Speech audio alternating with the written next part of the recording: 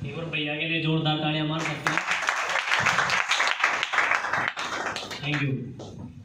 और आप सभी दोस्तों को good morning. Good morning. Hello पीछे वाले बहन भाइयों, गुड मॉर्निंग। Good morning. समझ में आ रही है आवाज?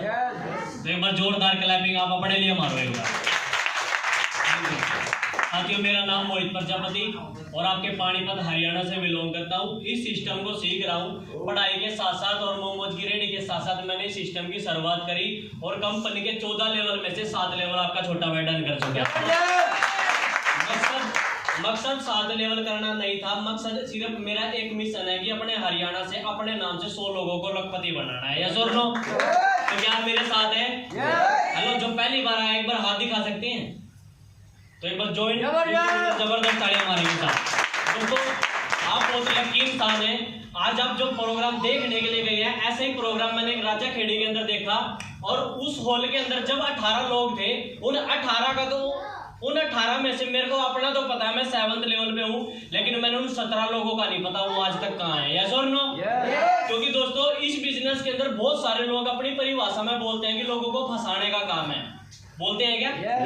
जो पहली बार आए हैं उनको ज्यादा लगेगा, ऐसा महसूस होगा जब आप यहाँ से जाने के बाद सलाह लोगे ना किसी से, रिश्तेदार से, आस पड़ोसी से, वो आपको एक बात बोलेंगे, फंसिया मत। और फंसने के ऊपर मेरे को एक स्टोरी याद आ गई, सुना दूं क्या? अच्छा, पहले आप मेरा साथ देंगे या स्वर्णों में दे सकते हैं क्या? एक बार एक राजा था। कौन था? आवाज चाहिए। कौन था? अच्छा, मेरी आवाज आपसे ज्यादा क्यों आ रही है? हाँ जी, एक और भैया के लिए जोरदार तालियां मारो। मैं हमेशा बोलता हूँ कि समस्या लोगों को खुद से नहीं है, दूसरों की जलन से है। यस और नो?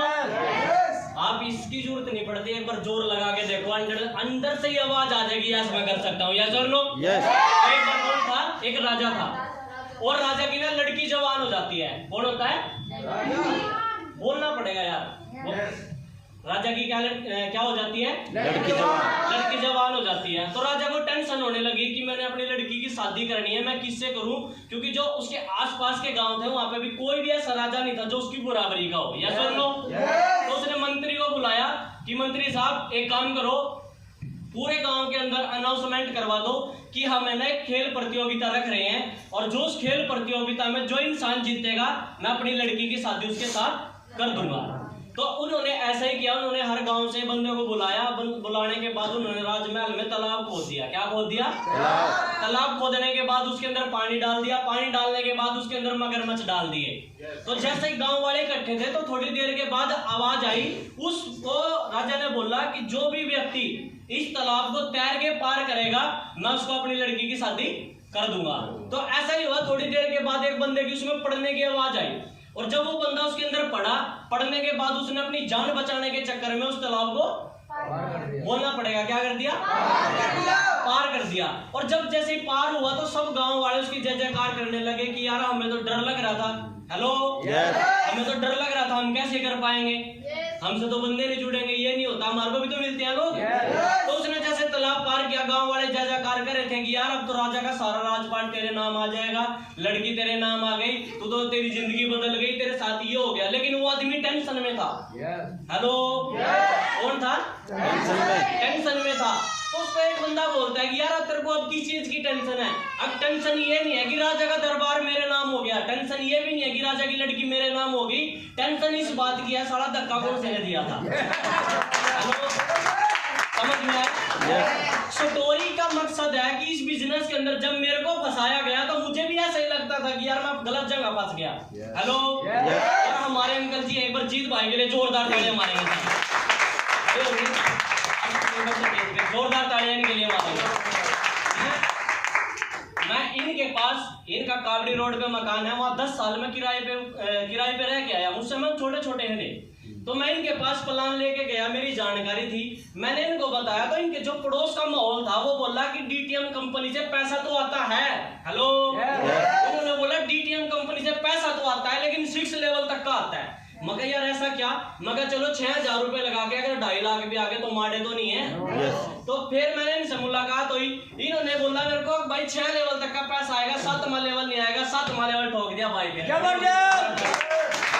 कुछ नहीं है, सिर्फ अपना ना निर्णय मजबूत करना, डिसीजन आपका मजबूत होगा नहीं कि मेरे को करना है। तो करना है, यस और नो? आप सोच के देखो, अगर बारिश आ रही है बाहर या धूप है या कोई भी प्रॉब्लम है और आपका बच्चा बीमार हो जाए, क्या आपका बहाना लगेगा? क्यों? बाहर तो बारिश है।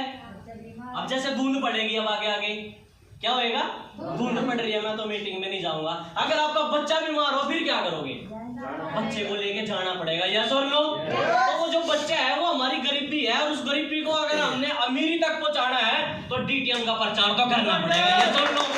तो ज्यादा कुछ समय ना लेते हुए, क्योंकि मैं भी भाई को सुनने के लिए आया हूँ, आज मेरे पास समय था, मगर चलो भाई को सुनने के लिए चलते हैं, तो एक बार जोरदार तालियां मारेंगे गुलाब जी के लिए, इन सभी साथियों के लिए जोरदार तालियां मारेंगे। दोस्तों, इस बिजनेस को किया और करते करते मुसीबतें बहुत आई, बहुत लोगों ने रोका, बहुत लोग आज भी रोक रहे हैं, लेकिन किसी से डरना नहीं है। हेलो, जब आप कामयाबी के रास्ते पे चले जाओगे ना, तो आपकी सब जय जयकार करेंगे, उससे पहले सब आपको लात मारेंगे, यस और नो? जैसे कबड्डी का गेम होता है ना, कबड्डी के गेम में कितनी टीमें होती है? 2, यस और नो? जब एक रेडर रेड डालने के लिए कबड्डी के मैच में उधर पाड़े में जाता है, तो वो दूसरे लोग 6-7 लोग क्या करते हैं? टांग खींचते हैं ना। इस बिजनेस के अंदर भी जब आप आइडिया लगाओगे, लोग कुछ नहीं करेंगे, वो आपकी सिर्फ टांग खींचेंगे कि ये सारा कहीं जीत ना जाए, यस और नो? तो दोस्तों, लगातार प्रचार करते करते अभी तक जो मैंने इस बिजनेस से इनकम ली वो 8,88,000 रुपए ले चुका हूं। Good DTM, enjoy DTM and promote DTM. और आप सभी की जोरदार तालियों के बीच, तालियां नहीं बजी, हेलो,